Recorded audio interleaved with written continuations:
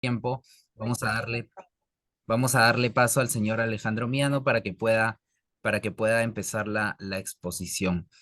Señor Alejandro, ya lo hice host para que pueda compartir su pantalla.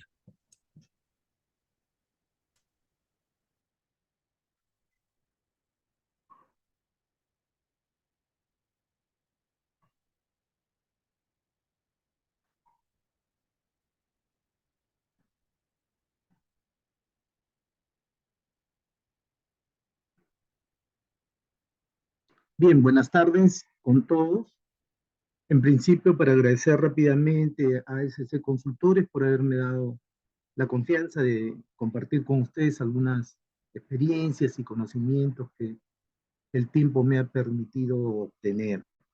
El tema de hoy es bastante interesante por la coyuntura laboral que atraviesa nuestro país y el mundo entero, ¿no? El título de cómo retener el talento en un mundo laboral competitivo nos dice bastante. ¿Qué quiere decir esto? De que estamos ahorita en una guerra de talentos, ¿correcto? Pero la experiencia me lleva a decirles a ustedes que cómo vamos nosotros a retener el talento. Yo quiero hacer una breve reseña y mencionarles lo que Alwin Toffler nos mencionaba, ¿no? Sobre las tres grandes olas que siguen vigentes y que cada día se pone en el extremo de cuestionar la presencia de las personas en los centros laborales, ¿no?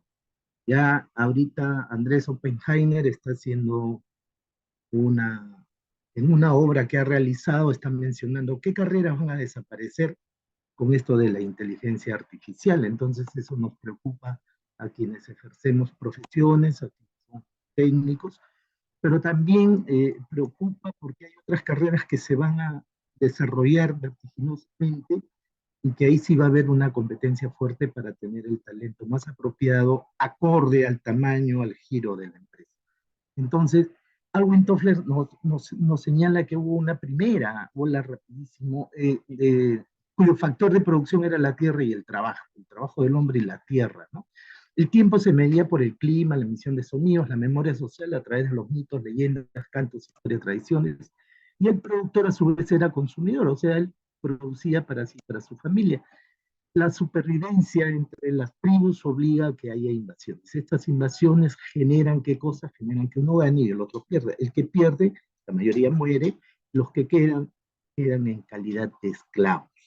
Aparece el primer gran modo de producción, el esclavista. Y para eso, el esclavo, para poder mantenerse vivo, tenía que desarrollar fortalezas, tenía que tener las características físicas de resistencia, bastante resistencia, pero el hombre va evolucionando y Thomas Watt descubre la máquina a vapor, Thomas Alva Edison llega a descubrir la bombilla eléctrica y con ello empieza una revolución en donde los trabajos artesanales van dejando de lado para pasar a los trabajos industriales, en donde la fabricación es en serie y ya no individual como se hacía antiguamente.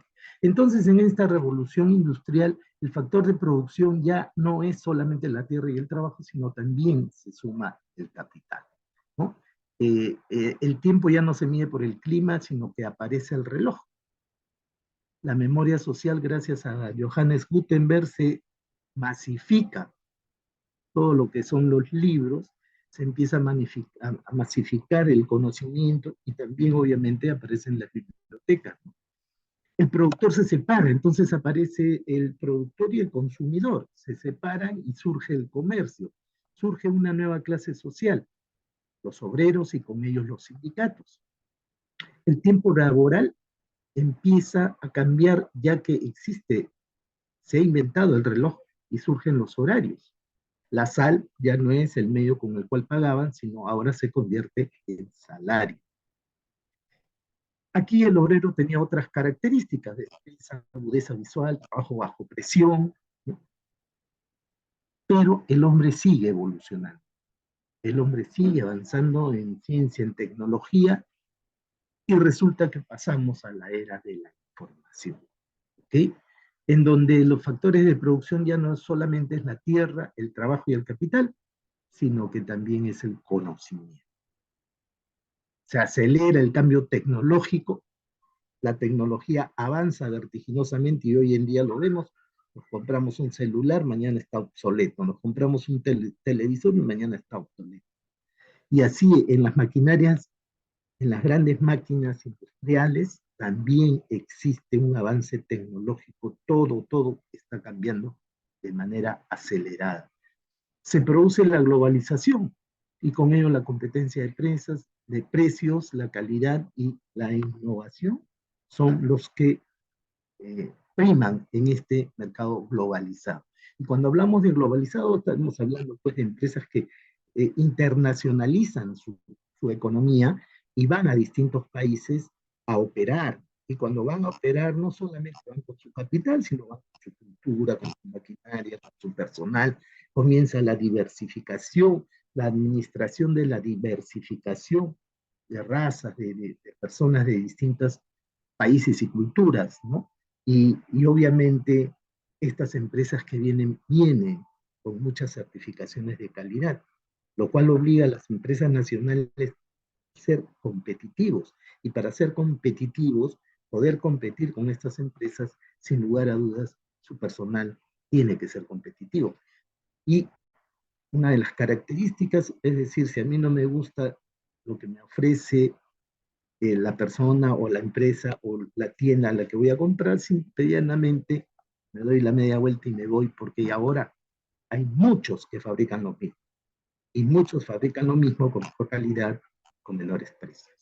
Entonces, estamos en esta sociedad, la sociedad del conocimiento, la sociedad de la informática, que ahora se nos tiene la inteligencia artificial y que va a ser descollante en el tema de lo que es el aspecto sociolaboral, ¿no? Entonces, en estas sociedades aparecen tres modelos de gestión empresarial. El primero que es de los inicios de la era industrial, de la revolución industrial, el modelo centrado en las tareas.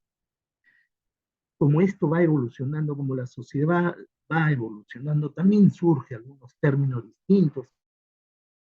Ya no es el hombre una pieza más de la máquina, como lo era al inicio de la revolución industrial, sino que también ahora ya es un recurso para la empresa, ¿no?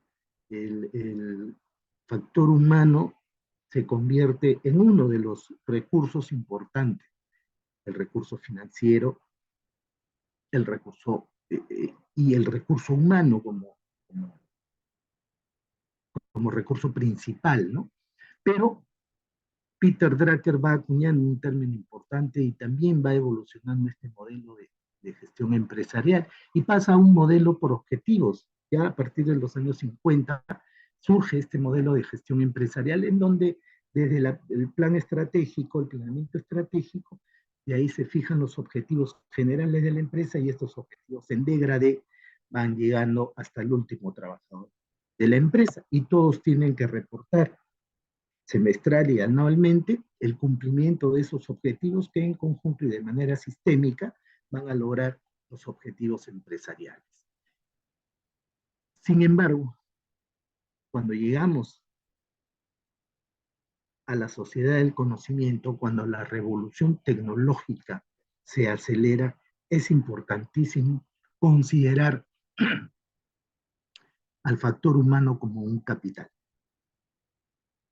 El factor humano se convierte ya no en un recurso, sino en un capital intelectual, que forma parte del capital intelectual de la empresa.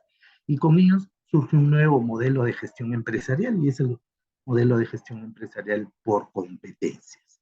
Y cuando hablamos de este modelo de gestión por competencias es porque estamos viendo, analizando al trabajador, sus habilidades, sus conocimientos, sus actividades para hoy y para el futuro, que era muy distinto cuando lo veíamos como recurso humano. Por eso es que ahí surge la gestión del talento humano. La gestión del talento humano nos dice que tenemos tres grandes campos que desarrollar. Y es atraer a los mejores candidatos, a los mejores postulantes, a través de pruebas mucho más modernas, procesos de selección de personal totalmente modernos, por escenarios, ¿no? Y una vez que ya lo tenemos, ver la manera, la forma de retenerlos. Y el tercer gran campo de la gestión y preocupación de la gestión del talento humano es el desarrollar a las personas, ¿no? Entonces vamos rápidamente a comparar, dice, gestión del talento humano versus los recursos humanos. El talento humano, la gestión del talento humano es una estrategia integral que abarca toda la organización para contratar, compensar y retener. Mientras que recursos humanos es un departamento que gestiona el conjunto de trabajadores que se encuentran dentro o vinculados a una organización. Las tareas de contratación, formación y retención se dividen en sus propios departamentos o comités repartidos por toda la empresa. En cambio, cuando veíamos recursos humanos como recursos, el departamento se centraliza en la contratación, formación y retención de personas. Sus responsabilidades en gestión del talento humano se centran casi exclusivamente en el desarrollo profesional de los trabajadores. Cuando era recursos humanos se llevan a cabo tareas administrativas como la remuneración, el tiempo libre, las prestaciones, eran las labores propias de un departamento de administración de personal, de recursos humanos. Su implementación es estratégica y se suele manifestar como un plan a largo plazo, alineado con los objetivos de la empresa. Cuando hablamos de gestión del talento humano, estamos hablando de futuro. Cuando hablábamos de recursos humanos, hablábamos del presente. ¿Ok? Entonces, la gestión del talento humano tiene que ver con el futuro. Un cambio de mentalidad en torno a la contratación, formación y retención. La gestión humana cambia el enfoque. ¿Es apta esta persona para este puesto? Ah, esta persona no solo es apta para este puesto, sino que también lo es para la empresa en su conjunto, la cultura corporativa y para los puestos que pueda ocupar en el futuro. ¿Y por qué se piensa de esta manera? Porque la competitividad obliga, para poder ser competitivo, hay que sostener esos niveles de competitividad. Para sostenerlo, la única forma es investigación y desarrollo. Y para eso el factor humano es vital. Entonces, la retención de esos trabajadores talentosos que tienen potencial a futuro es vital. Pero no vamos nosotros a hablar, ¿qué puedo hacer para retenerlos? ¿Cuáles son los tips para retenerlos? Yo no he venido a darles tips, yo he venido a decirles cómo podemos hacer un plan de retención del factor humano. Para ello, la empresa debe tener una propuesta de valor para los trabajadores. Es decir, la empresa desde su marca debe presentar, debe tener una propuesta de valor para cada trabajador. Hay cosas que ya no son colectivas, y ahora lo vamos a ver. Hay aspectos que son muy puntuales y sobre eso se tiene que tratar a través de las distintas jefaturas o gerencias. Sí, hay razones por las que las personas cambian de trabajo, falta de oportunidades de crecimiento. Qué importante es esto, ¿no? Diferentes expectativas salariales. Para eso ahora hay una ley que nos está obligando a que no hayan diferencias, que haya equidad interna. Falta de apoyo por parte de los líderes. Mal ambiente de trabajo, desmotivación y dificultades para conciliar la vida laboral y la vida personal. 6 aspectos que estos son resultados de encuestas que se han hecho las empresas consultoras. Entonces, retener el personal es el esfuerzo que realiza una organización para aferrarse a su activo más preciado, los empleados. Además, una tasa de retención de empleados baja o alta afecta directamente al negocio. También es esencial conocer y administrar la tasa de rotación. Es importante tener indicadores. Nosotros normalmente nos acostumbramos en el área de recursos humanos a ver planillas, ¿no? A ver temas de seguridad, a ver temas de asistencia, de puntualidad, pero no sacamos indicadores. Y realmente no se puede hacer cambios cuando no tenemos datos. Hay que cuantificar. Entonces, cuando nosotros tenemos nuestro índice de rotación mensual, semestral, anual, no vamos a poder dar cuenta por qué hay tanta rotación. Vamos a empezar a analizar las razones por las que se va la gente, ¿no? Y eso es preocupante cuando hay un alto índice de rotación. ¿Qué debemos hacer primero para retener al personal? Les decía yo de que no vamos a decir ahorita en este momento cuáles son los tips, porque no es lo mismo para una pequeña empresa que para una gran empresa. No es lo mismo para una empresa extractiva que para una empresa industrial o de servicios o comercial. No es lo mismo. Entonces, vamos a conversar un ratito de lo que tenemos que hacer. Diagnosticar. El hombre de recursos humanos, para poder tener o para poder retener a su personal, no puede presentar algunas variables de retención cuando primero no ha diagnosticado bien la situación real de su empresa. Y es por eso que el hombre, primero el hombre de recursos humanos, tiene, lo primero que tiene que hacer es ver cuál es su real competencia.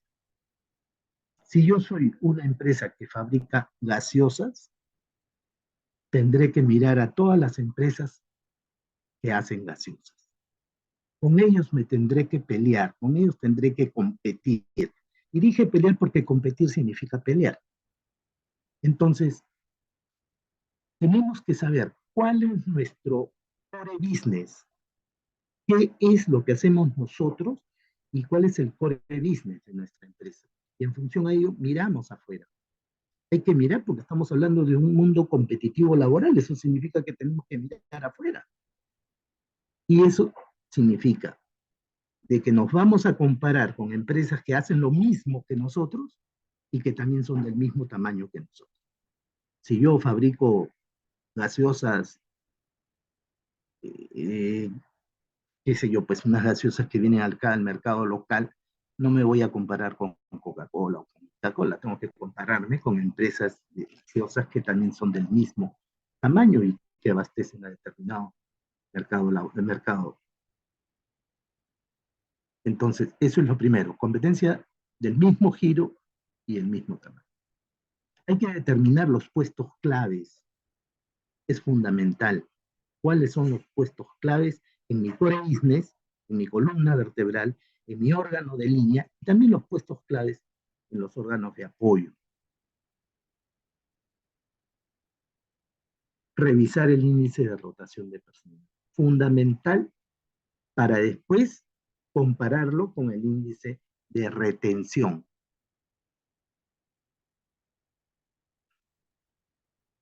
Este es un tema muy importante. Nosotros vamos a tener, o tenemos, profesionales, técnicos, operarios de distintas especialidades. Pero hay que ver qué tan escasa es esa mano de obra, cuál es la oferta de esa mano de obra y cuál es la demanda del mercado. No hace mucho me llegó una interesante solicitud de 31 puestos de trabajo, 31 títulos ocupacionales, con unos nombres que nunca en mi vida los había visto, ¿no? Todos de tecnología. Y me llegó de una institución del Estado que se han fusionado para este proyecto nada más, ¿no? Son tres entidades que necesitan hacer un trabajo sumamente importante para reducir espacios y todo, para trabajar con la nube y todo. Estoy hablando básicamente de los temas judiciales. Y habían 31 títulos ocupacionales que ellos habían convocado a una selección y no habían tenido resultados. Entonces me preguntaron si yo podía de alguna manera apoyarlos. Lo cierto era que no se podía. Entonces, ¿qué pasa cuando uno consigue cubrir ese puesto? Te van a exigir lo que ellos quieren. Si no, la competencia se le va a dar. Es por eso y es importante ver la oferta y demanda laboral. Nosotros dentro de nuestro trabajo nunca vamos a tener una promoción completa de 35 años o una promoción completa de 25 años. No, tenemos personal de diversa edad, diverso nivel socioeconómico y de, obviamente, sexo distinto. Entonces tenemos a través de bienestar social, se puede hacer una clasificación del personal por sexo, por edad y por nivel socioeconómico. ¿Con qué finalidad? De identificar si una de las variables dentro de nuestra estrategia para retener al personal le calza a todos. De repente calza a un grupo pequeño. ¿Vale la pena hacerlo colectivo? No vale la pena. Hay, y vamos a tocar ahorita un ratito más, temas de salud que tienen que ver con una edad mayor que con una edad menor. No es homogéneo. Fundamental la equidad interna. Antes de pensar cómo voy a retener, qué tips, qué variables puedo emplear, primero fíjate si están ganando lo mismo, lo que hacen lo mismo. La equidad interna tiene que ver con la igualdad de salario por igual trabajo. Y para eso tienes que hacer tu manual de organización y funciones. Para eso tienes que hacer tu estructura salarial, es decir, primero tu evaluación de puestos, ya sea por el método por puntos que ahora sugiere el Ministerio de Trabajo y la OIT también lo sugiere, el método por puntos, o el otro método que es más cualitativo, pero que también tiene interesante respuesta técnica, es el de jerarquización. Entonces, primero, antes de hacer un programa de retención, hay que ver la equidad interna. Pero también tenemos que ver la equidad externa. En el momento en que vamos a ver la competencia, tenemos necesariamente contratar a una consultora para que te haga una encuesta salarial al sector al cual tú perteneces, en tamaño y en giro de negocio. Y sobre eso sabremos qué tan distantes estamos del punto medio de lo que paga el mercado laboral. Si estamos por encima, estamos en el promedio o estamos por debajo. Lo primero en este momento y en toda la vida es el salario. Entonces, mientras no tengas equidad interna y equidad externa, no te preocupes en retener, en buscar proyectos, programas de retención. Primero empecemos por ello. Hay mucha gente y los jóvenes, estas nuevas generaciones que han aparecido, y lo hemos visto en televisión gritando y reclamando, son generaciones muy sensibles, que buscan la inclusión, que están hablando de igualdad de oportunidades, que están hablando de identidad de género. Señores, son generaciones que hay que saberlas con pinzas administrar. Entonces, la cultura y el clima laboral es fundamental. No podemos proyectarnos a hacer un programa de retención de personal cuando nuestros jefes son patanes, cuando nuestros jefes se dedican a gritar y a ordenar y a mandar y no tienen otra cosa, no escuchan razones, no tienen formas para tratar a la gente. Cuando el nivel de comunicación es pésimo, cuando las condiciones de trabajo son pésimas, ¿qué programa de retención vas a poder hacer? Hay que mejorar todos estos aspectos. Hay que analizar, hay que diagnosticar y hay que empezar a elaborar estrategias primero para estar en un nivel apropiado y recién ahí pensar en cómo retenemos a nuestro personal. Hay algo que es importante. Cuando nosotros tengamos alineado nuestro clima laboral, que obviamente toma tiempo y para eso está la consultora ASC, que les puede brindar pues, sus programas de medición de clima laboral. Una vez que nosotros desarrollamos todo esto, tenemos que pensar cuál es el plan estratégico de la empresa y cómo es que nosotros nos vamos a alinear. Pero alinear significa que yo llego después y me tengo que someter a lo que ya dije. Lo ideal, lo importante es que parte del plan estratégico, en el desarrollo del plan estratégico, esté recursos humanos presente y ponga todas sus propuestas para que sean considerados como parte de los objetivos. Porque si nosotros vamos a ver desde la tribuna y no vamos a participar en la elaboración del plan estratégico, al final nos vamos a tener que someter a lo que ya hayan dispuesto. Es importante estar y participar en la elaboración del plan estratégico para poder presentar los proyectos que van a hacer posible el logro de los objetivos institucionales. Y el compromiso va a partir desde ahí. Si estamos presentes en el plan estratégico, va a ser importante buscar no que se involucre la alta dirección o los dueños. No queremos que se involucre, queremos que se comprometa. Es muy distinto involucrarse a comprometerse. Es como esta metáfora de la gallinita con el chanchito, ¿no? Que viene el dueño de la casa, llega de trabajar y le dice a su esposa, tengo hambre y se me ha antojado huevos con tocino. Y la gallinita escucha y va corriendo al corral y lo busca al chanchito y le dice, chanchito, chanchito, el dueño ave ya llegó y está con hambre. ¿Y ahí qué quieres que haga? No, que tiene un antojo. ¿Y cuál es ese antojo? Quiere huevos con tocino. Y ahí el asunto es que yo estoy involucrada y tú estás comprometido. ¿Por qué? Porque la gallina pone el huevo y se va. Para que haya tocino tienen que matar al chancho. Es igual, si un gerente de la alta dirección se involucra, va a estar de paso. Busquemos que se comprometan, que den todo lo posible, lo humanamente posible, para hacer posible lo que queremos lograr con nuestro programa de retención.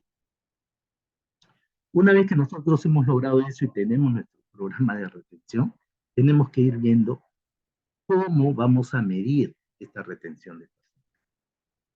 Para ello tenemos que elegir un periodo, ¿ok? Tenemos que ir midiendo cuál es nuestro porcentaje de retención. Dividir el número de empleados que permanecieron durante el periodo dado por el número de empleados del primer día del periodo dado. Es decir, periodo de enero a diciembre del 2023. Iniciaron 197 trabajadores, permanecieron 148. Entonces, la tasa de retención será 148 entre 197 por 100. Y eso nos da 75% de retención, ¿correcto? Esto tenemos que irlo midiendo. Esto nos va a servir para ver qué mejoramos. Y este es el proceso que siempre se va a dar. Atracción, viene el reclutamiento, todo lo que es inducción, se desarrolla, programas de retención, al final se va. Y esto va a ser más corto en la medida que haya mayor demanda de esa mano de obra difícil de poder conseguir. Las estadísticas reveladoras de retención de personal nos dicen los empleados con un proceso de incorporación efectivo pueden reducir la retención de nuevos empleados en el 82%. Las empresas que ofrecen la opción de trabajo remoto tienen un 25% menos de rotación de empleados. Ahí nos está diciendo, ¿no? Ya nos está induciendo a ofrecer trabajo remoto. El 79% rechaza una oferta de trabajo por inacción contra el comportamiento poco ético.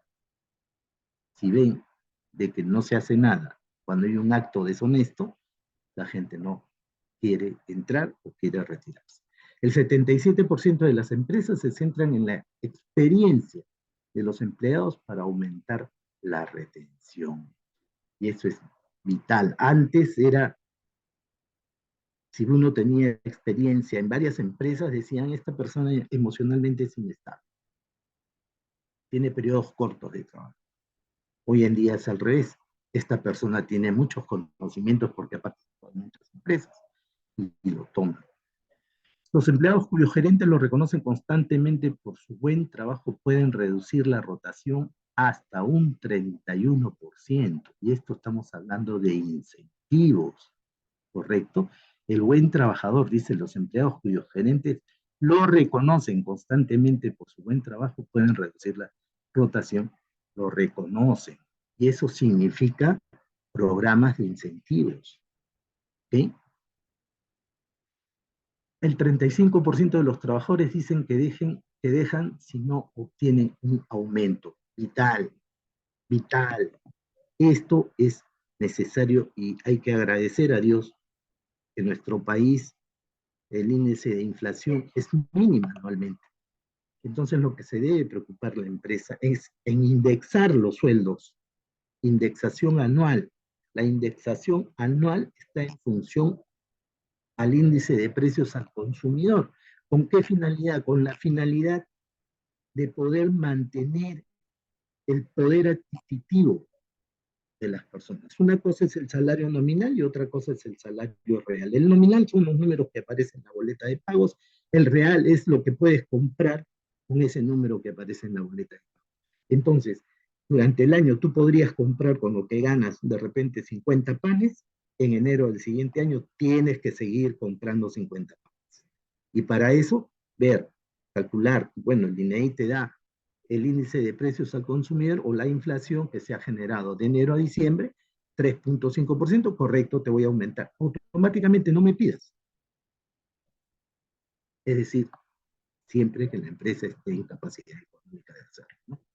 Pero si estamos pensando en un mundo competitivo laboral, tiene que tenerlo, pues si no, la competencia lo va a sepultar a esta empresa. Entonces las empresas tienen que preocuparse en ser altamente productivas. Su índice de productividad tiene que ser altísimo, tiene que ir cambiando. Y para eso tenemos que optimizar todos los recursos. Tenemos que optimizar los recursos financieros, sacarle el máximo de provecho en los bancos, ganando intereses o teniendo créditos a largo plazo. Y también optimizando nuestra maquinaria, optimizando nuestros almacenes, nuestros espacios, nuestros equipos. 8 de cada 10 empleados buscarán un nuevo trabajo después de un mal día. Clima laboral, simplemente clima laboral. ASC tiene un programa fabuloso de clima laboral. Tiene un programa fabuloso de evaluación de desempeño para incentivos. Entonces, eso no cuesta mucho, es cuestión de decisión. El 70% dejaría una empresa para un mejor desarrollo y aprendizaje. Quienes han estudiado recursos humanos o de repente administración, saben que dentro de lo que es la capacitación y todo lo demás, hay planes de carrera. Pero pregunto, ¿en qué empresa peruana se tiene líneas de carrera? No hay. Entonces, eh, podemos de repente poner un coaching o un mentoring. Hay diversas formas, pasantías. Lo que les acabo de explicar es las áreas, los temas donde uno puede emplear variables, puede hacer estrategias, diseñar estrategias para retener el personal. Y aquí miren lo que nos dice tendencias en la retención del talento humano. Apoyar a los empleados a nivel personal, a mejorar a nivel personal, colectivo, a nivel personal, la calidad de vida, la salud mental y física y el desempeño en el trabajo. Ha crecido el deseo de trabajar para organizaciones cuyos valores están alineados con los propios, así como la preferencia por empresas que toman partido con respecto a los retos sociales de la época. Por eso es que en los procesos de selección de personal se deben tomar test de valores para ver si los valores del candidato se están alineando o están, perdón, alineados o parecidos a los valores de la empresa. Tienen más sentido de pertenencia las personas que pueden privilegiar la calidad de sus resultados por encima del tiempo que les toma obtenerlos, ¿no? Hay algunos que dicen, oye, sí, sí, está bueno, pero ¿sabes qué? Te ha demorado mucho, ya no me sirve. No, los trabajadores ahora lo que quieren es que le digan, excelente tu trabajo. Obviamente tienen que regular tiempos, sí, definitivamente. Los trabajadores prefieren empresas que se preocupen por su salud mental. Todos los temas que se presentan ahora es por estrés, es por moving, en el trabajo se dice moving, ¿no? Entonces es importante convenios con terapias psicológicas, ¿no? La pandemia puso este tema sobre la mesa y evidenció lo importante que resulta para las personas y para las organizaciones. Algunas ideas, de ahí con esto vamos a terminar, algunas ideas, flexibilidad horaria, que esto ya es común, trabajo remoto que nos obligó la pandemia, pero sí debes acondicionar un home office, ¿no? Seguro médico familiar, esto es importantísimo. Cuando uno le saca un seguro médico familiar a la esposa y a los bebés, la familia se identifica. Otro de los aspectos fundamentales, los seguros médicos familiares casi no cubren, porque son temas odontológicos. Son muy caros, no los cubren. Las pólizas que uno tiene, que contrata, el EPS, no cubre. Pues si cubre pues el 10%. No, hay jóvenes hoy en día, y eso se está presentando en muchos países, gente de tecnología, que una de sus requisitos es pues, que le pongan bracket, ¿no? Pero bracket de los buenos. Pero los brackets no le vas a poner a uno de 50 años. Ahí es distinto, ¿te das cuenta? Por eso es importante clasificar nuestra masa laboral por edad, por sexo. Pasantías en el extranjero. ¿Esto qué le permite a un trabajador? De repente es un operario, que para un operario difícil es que vaya a un aula, que vaya a una universidad, ¿no? O a un centro técnico, pero sí le va a encantar viajar y viajar a otra empresa a ver lo que él hace, pero con una mayor tecnología. Entonces, y la pasantía no son más que 3, 5 días. Buscar un equilibrio entre lo laboral, lo personal y lo familiar. Miren, yo he estado trabajando en algunas universidades, varias, y siempre me llevo para corregir, y siempre preparo mi clase en casa. Hay una universidad de acá que le paga, ¿cuántas horas vas a dictar? 30, te voy a pagar 40. Esas 10 vas a hacer acá, desarrollar los exámenes, corregir los exámenes aquí, preparar tu clase aquí. Y a la hora que te vas con las manos vacías a tu casa porque ya llegas a tu hogar. Y eso es fabuloso. Otras universidades no lo hacen. Entonces, ¿qué docente universitario, qué catedrático no quiere irse a trabajar ahí? Es así. Planes de desarrollo, sucesión, planes de carrera, capacitación, porque eso sí los convierte en ser más empleables a los trabajadores. Autogestión de las tareas, dice, proporcionar esa libertad al equipo o a la persona y que cada persona sepa cuáles son sus tareas y en qué momento no tienen que estar sin nadie encima que lo esté acosando, que los estén supervisando a cada rato. Y lo otro son programas de inmersión, es decir, conocer a fondo la empresa, conocer los orígenes de la empresa, su evolución de la empresa, su misión, su visión. Esto genera sentido de pertenencia. Y hay un tema esto trae a colación el estudio de Hawthorne, que seguramente muchos de ustedes lo han leído en los primeros ciclos, ¿no? que separan a un grupo de trabajadores y les mejoran las condiciones de trabajo en una empresa textil en Inglaterra. todos trabajaban de pie en condiciones bastante feas, ¿no? Malas, no apropiadas. Entonces sacan a un grupo de personas y lo ponen en otro ambiente, pero ya con iluminación, sin mucho ruido, con ventilación, con sillas para que se puedan sentar, con refrigerio, todo, y la producción se elevó enormemente de este grupo.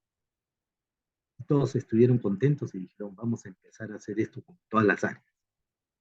Los regresaron a su sitio y pensaban que iban a producir menos. Sin embargo, seguían produciendo como cuando se lo llevaron y no encontraban la razón. Decía, pero si han regresado a su condición primigenia, donde las condiciones de trabajo son pues paupérrimas, ¿no? ¿Cómo es que siguen produciendo? Es que a los trabajadores no les interesaba tanto estas mejoras de trabajo, sino que se hayan fijado en ellos, que hayan puesto sus ojos en ellos. Eso es sentido de pertenencia. Eso hace generar un cambio de actitud en los trabajadores. Bien, eso sería todo, profesor, en la hora. Como me he pasado, muchas gracias. Si hay preguntas, el moderador, ¿no? Buenas noches, ¿me están Estimado escuchando? César, muchas gracias por su ponencia. Muy productivo todo. Me gustaría saber si alguno de los participantes tiene alguna duda, alguna consulta. Si desea, puede levantar la mano o dejar su pregunta por el chat para poder absolverla, ¿no?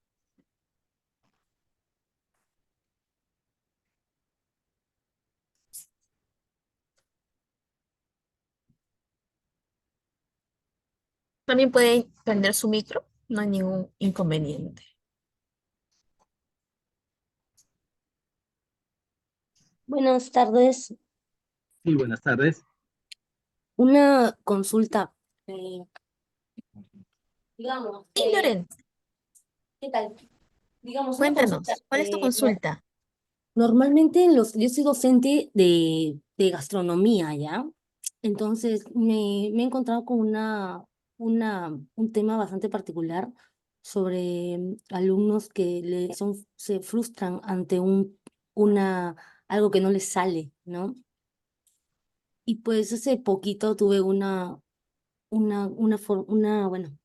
algo que me impactó mucho, que una de mis alumnas pues tuvo una reacción bastante digamos que muy delicada, ¿no? Ella dice que se autolesionaba cada vez que le frustraba y que no le salía algo en la pastelería. Y terminando la clase, ¿no? Pasó esto. Entonces yo digo, ¿cómo tratamos, ¿no? O cómo podemos tratar a estos alumnos donde digamos que son intolerantes a la frustración, ¿no? Que es bastante delicado. Claro, así como tú lo presentas como un alumno, puede haber un trabajador, ¿no es cierto? Entonces hagamos Exacto, la analogía y por extensión. exacto. ¿Qué resulta? Que cualquier tipo de frustración lo va a llevar a esos actos. No es solamente la gastronomía, no es en tu centro de trabajo que de repente falló en hacer una parte operativa de su proceso productivo.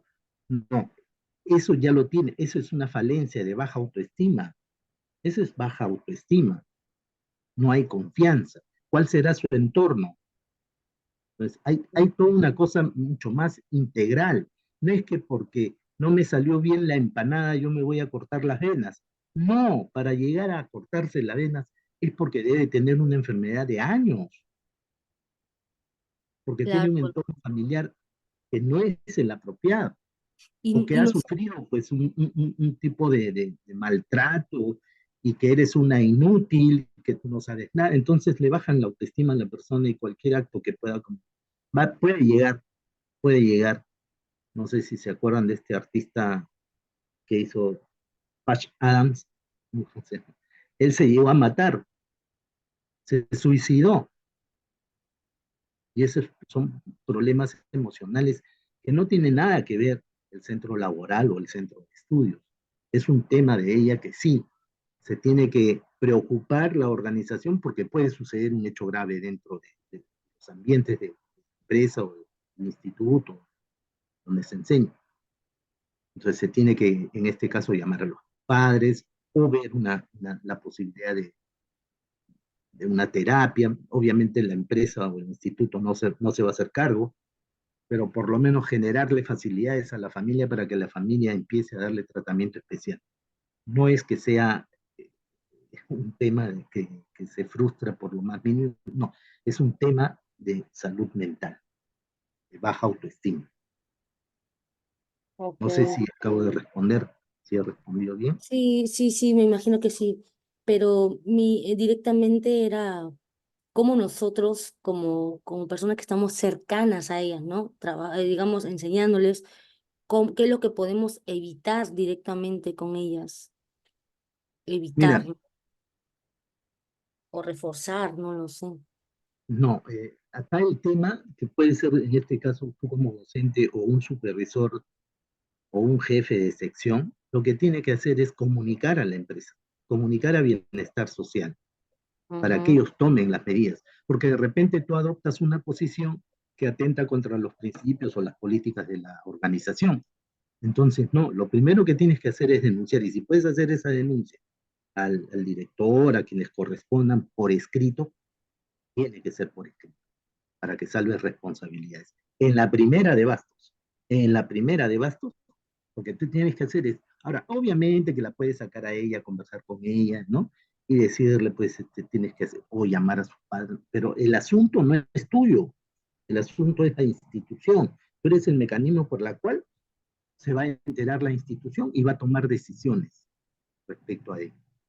Pero en realidad, ¿qué puedo hacer yo como jefe de sección o como supervisor si mi trabajador llega borracho y le pega a todo el mundo?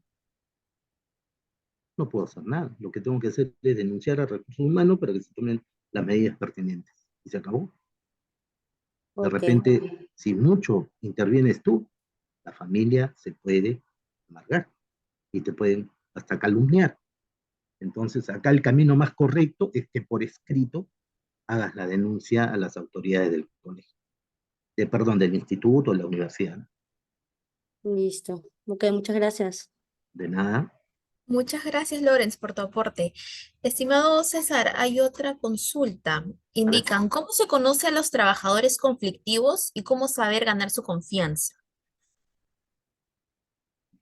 Bueno, trabajadores conflictivos.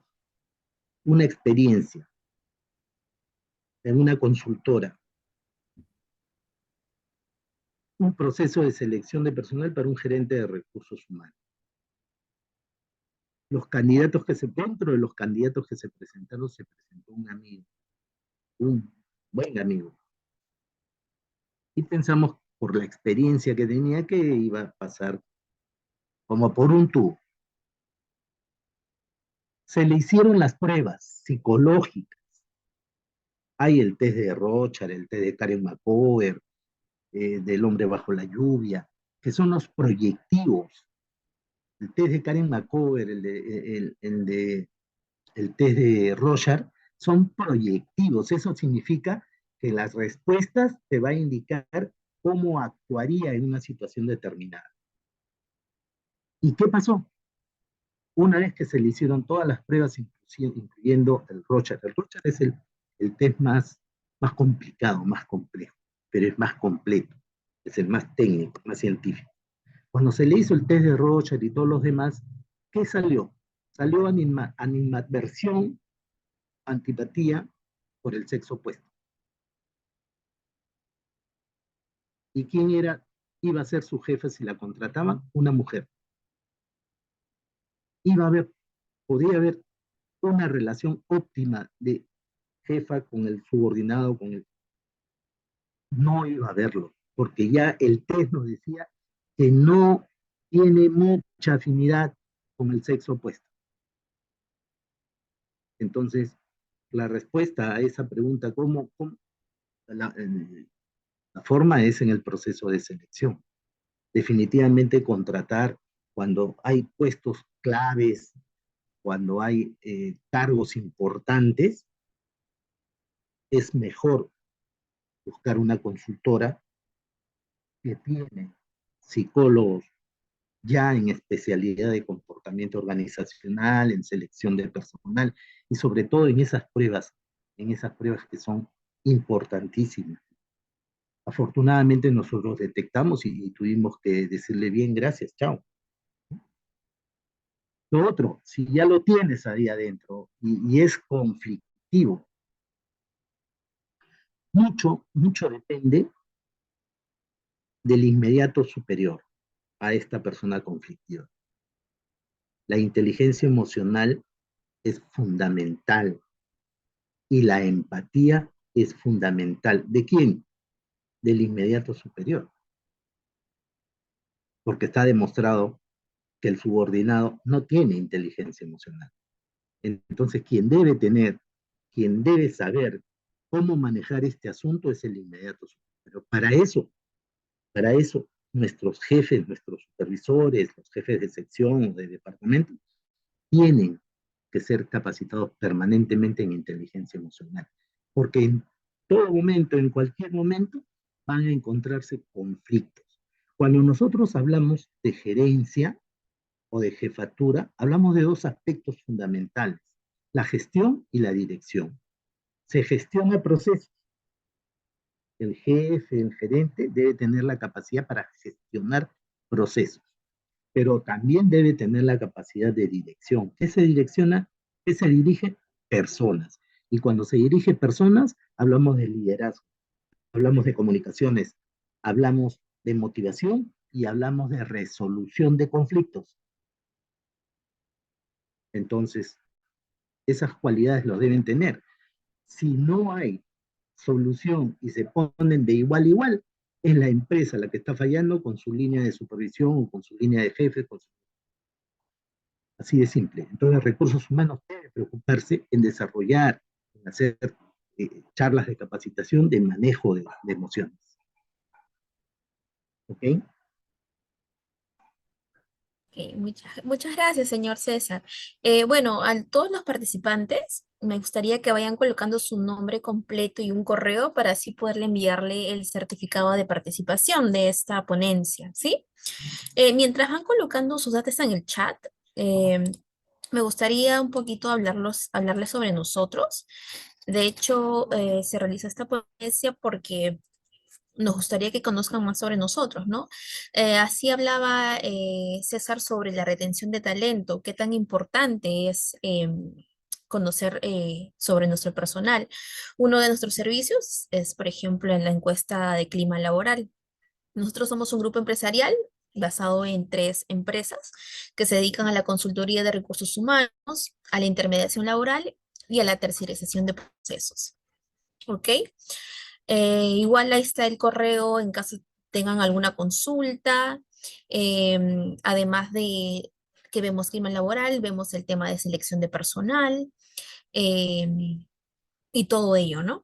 Entonces sí, me gustaría que vayan indicándome sus nombres completos y sus correos para enviarle la certificación correspondiente.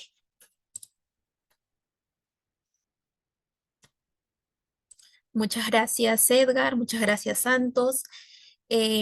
Otro participante, Julio, comentó si van a compartir la grabación. Sí, de hecho vamos a colgarla en nuestras redes, como ya es YouTube. Y bueno, y les compartiremos al,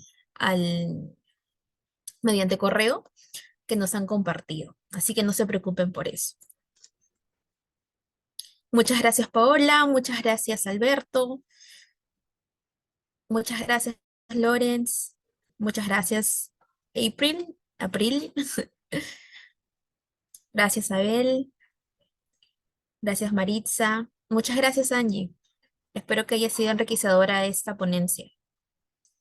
Bueno, y esperemos que no sea la primera y iremos sacando próximos temas, próximos webinars. Quizá tengan alguna otro tema de interés que les gustaría que toquemos. Sí. Gracias, Abel.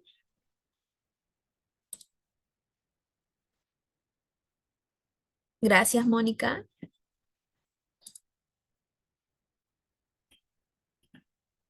Gracias, Ruth. Si tienen alguna duda adicional, no duden en comunicarse con Grupo ASC. Ahí están nuestros números de contacto, como también nuestro correo, ¿no? Y para que puedan conocer un poco de nosotros. Gracias, Julio. Gracias, Edgar. Inteligencia artificial en los recursos humanos, que es un tema muy importante. Claro que sí, lo vamos a tomar en cuenta. Muchas gracias. A ver.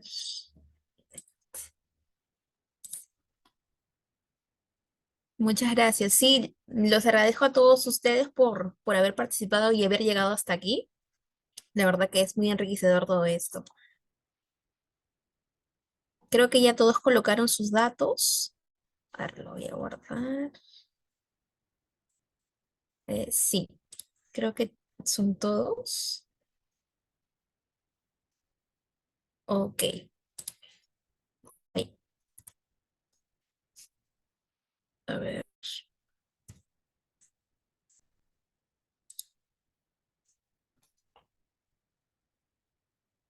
Sí, bueno. Muchas gracias a todos por su participación y bueno, será en una próxima oportunidad. Muchas gracias. Que tenga buenas noches. Hasta luego, muchas gracias. Muchas gracias. Gracias, buenas noches. Gracias, buenas noches. Gracias, buenas noches. Gracias. Gracias, muy buenas noches. Gracias, buenas noches. Gracias. Mm,